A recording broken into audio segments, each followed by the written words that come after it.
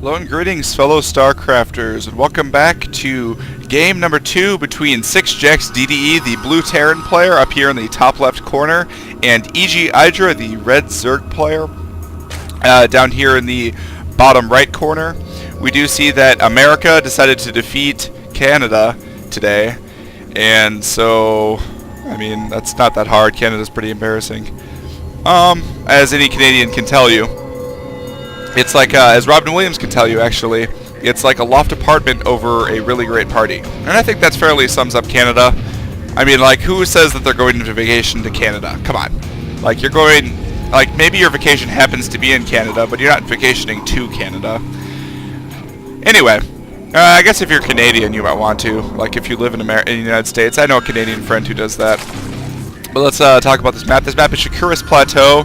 This is the ladder version of the map where the rocks in the back are removed that I seem to talk about every time. So I won't rehash that too much. Relatively macro-oriented map just because it's so big and because the ramp to your natural is relatively small. And actually we do see a barracks on the bottom. He's not going to macro-X, is he? No, I don't think he's going to macro-X. I would say 1 Rax fast expand based on the way he's putting these barracks down. And will we see the 1 Rax fast expand? Success! We do see the 1 Rax fast expand. DDE is in fact going to... I actually successfully guessed or successfully predicted a build order. Meanwhile, we do see Hatch first coming from EGIdra as well. I do not believe that they know they are cross-spawned yet. They don't. But they know that their opponents are either over here or in the top. They know that they're not right here because that's the way the map goes. And actually, this is not a 1 Rax fast expand. It's a 2 Rax. I would guess a 2 Rax into expansion because a Macro Rax, it's pretty difficult to make effective here. Macro Rax is just where you build 2 barracks. Traditionally, it's where you build like the other barracks right here, and then you lift it to the low ground, and then build a bunch of Marines, then attack. But it's possible you could go for attack. You might just try to build a bunker, send a couple of Marines across, try to deal a little bit of damage, but he's not going to do any sort of all-in or anything like that. I have seen an all-in on this map, but it's fairly rare. Now, actually... Oh, okay. I thought he had a Marine rallied all the way down to the way south, but looks like that's not the case. Now, he still hasn't gotten a gas or an expansion. Meanwhile, EGIdra is going to see the double barracks. He's going to know that that's just a little bit odd. Double barracks without a what's it called? Add-on. Without an add-on. It looks like the drones are transferring perfectly on time. Meanwhile, they're just chasing that SEV around. The Marines... Ooh, excuse me. One moment. Ugh. Alright. Looks like the Marines are just going Overlord hunting. And he knows that a Zerg player... Ooh, is he going to see it? Is he gonna? He sees it. That guy's dead. That Overlord is dead. And the SCVs were taken out, and the spawning pool is done, so it's too late to do any sort of macro Rax. He is, in fact, just getting a 2 Rax fast expansion. And then the refinery right here. So, oh, nice. That Overlord able to survive 1 shot away from death. So he is quite lucky to still be alive. Meanwhile, these Zerglings, if they try to move in, are going to be repulsed by these 2 Marines and their buddy 3 Marines to the south that are going to join them. Yep, and he's not going to get a Zergling kill. Zergling's going to be able to get away. So this build is just slightly less economical, but a little bit safer than the 1 Rax fast expand. 1 Rax fast expand being particularly vulnerable to something like a Baneling bust or some sort of super fast Roach rush or something like that. Able to get a free Zergling kill right there and take out the watchtowers. Meanwhile, EGIdra appears content to just be droning up, doing what EGIdra loves best. He's also got a spine crawler just to make sure if these Marines decide to get into a little fidgety. And we actually see 3 more barracks coming up. This is going to be a very heavy barracks play. I wonder if he's going to go... Is he better... I'm sure he's going to build a tech lab. Yeah, okay, I was going to say, I was wondering if he's just going to build as many Marines as possible to those 5 barracks, but it's a little late for that, and that usually works better off of 1 base. The little one loves to do things like that, but I think he'll be getting stim pack, and he might be going for... I would have to guess he's going for a stim pack timing attack, because the kind of army composition that he's going to have with the absence of any sort of like perfect control that you would see from, like, let's say, Marine King Prime, means that Banelings are going to be incredibly effective against this army. And they still be effective, but the sooner that you attack, the sooner you can catch your opponent off guard. You can catch them before they have both Baneling speed, and you can catch them before they have too many Banelings that are too much gas. It's also possible he's just going to be using Marines just to secure his third. That'd be a very interesting strategy. I don't know if I like it. In fact, I could just go ahead and say I probably don't like it, because just siege tanks are so much easier for securing a third, and it makes you so much safer against all sort of different kinds of attacks. And you can get your Marine count up pretty high without going for the full 5 barracks. But the other advantage, of course, of the barracks is you get to build a little, basically baneling-proof, impervious wall right here because of the 3 barracks right in a row. It does look like he is going to be pushing out. Baneling Nest isn't even done yet, so I mean, that's how far ahead DDE is in this particular game, and able to take out that Zergling. I wonder if he's going to keep pushing.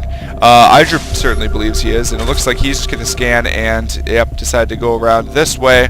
The reason he goes above is it's a smaller area of engagement, so it's harder to get surrounded by Zerglings. Of course, right here he's vulnerable as well, though. That Overlord decided to go the wrong direction.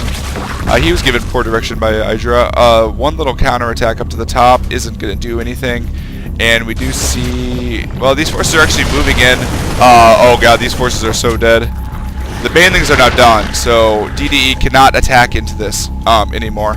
I'm sure he just saw the banelings morphing, and that's why he decided to pull out, because his stim package just isn't done. He's got to wait 30 more seconds at least before he can do any sort of attack. It's just impossible. Even, especially on creep, you cannot micro against banelings without stim, and even without it, I believe, at the same speed. Are banelings a little slower? No, banelings are actually faster than Marines off creep.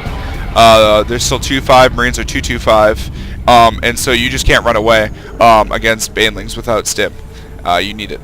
And his factory is still just coming up now, and we do see an engineering base. So the important question is if he's going to go siege tank. So it looks like, a little bit of surround there for the part of EGIdra. Stim pack was finished. He was able to avoid most of the banelings, so that was quite good as well. And that Marauder was actually able to take a lot of the banelings. I would guess the factory is actually not for siege tanks. It's actually just going for medevacs, but it's also possible he's getting siege tanks up defending against himself there. EGIdra sent a little counterattack, but they got caught up at the beginning. So I think actually SixJacks definitely came out in that engagement. If you go to the units lost tab, we see EGIdra's lost 750 more units in resources of units than DDE, although the canceled buildings are still count. Each of the canceled spine crawlers count as 100, even though they shouldn't. He only lost 25 for each of those, so it's actually not as big of a gap as it makes it seem. But we do see a third being secured by SixJacks as well, and DDE as well, and EGIdra's is going up at the same time, and it's actually possible. We do have baneling speed though, so DDE is going to have to micro well against these banelings when they come up. And actually, he does see them. He's going to have to split his Marines, and very nice split. And very nice, well done. I would say that wasn't the best split in the world, but as long as it's enough to be able to say, as long as it's enough to be able to take out the hatchery, that's all DDE really needed. Able to take out those Zerglings, and then he's going to be able to snipe the hatchery for sure. Meanwhile, we do see a bunch of Mutalisks coming out for EGIdra, and a decent amount of turrets covering his base. Probably not as many as he's going to need eventually, and then the Mutalisks are going to be able to clean up the Marines after they take out the third. Meanwhile, EGIdra starts another third because he's definitely got to catch up. He's down a base right now, and that base is very well defended. It's got the planetary fortress as well as the multiple turrets defending it, and Marines out, and here are the siege tanks as well. So he's in fact going siege tanks and medevacs. Definitely a good idea to get siege tanks. It's very difficult to engage against Zerg without siege tanks later in the game, but looks like that siege tank might get picked off without a stim.